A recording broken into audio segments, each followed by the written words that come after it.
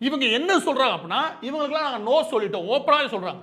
எது இந்த சந்திப்புலையும் சரி வெளியிலையும் என்ன சொல்றாங்கன்னா, என்டிஏல இருக்கக்கூடிய பாமகவோ இல்லாட்டி அமமுகவோ பிஜேபி கூப்பிட முடியாது. இவங்க எல்லா பேத்துக்குமே நோ. இவங்க யாரையும் நாங்கள் கூட்டணிக்கு கூப்பிடல அப்படின்னு.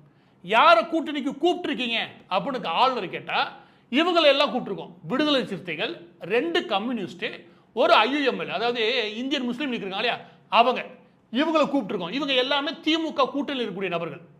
இவங்க எல்லாரும் சம்மதம் தெரிவிச்சிட்டாங்களா அப்படின்னா ஐயுஎம்எல் தெளிவாக சொல்லிட்டாங்க, நாங்கள் திமுக விட்டு வெளியேற போகிறது இல்லை. அவங்க தெளிவுபடுத்திட்டாங்க. சரி, விசிகா கம்யூனிஸ்ட் 2 பேரும் பேசிட்டு வரோன்னு சொல்லியிருக்காங்க. அப்போ அதன் அடிப்படையில் யூகம் அந்த 6 மட்டும்தான் இருக்கு. இந்த 6 வந்தால் மட்டும்தான் அவர் ஆட்சி அமைப்பார். இப்போ தெரியுதா?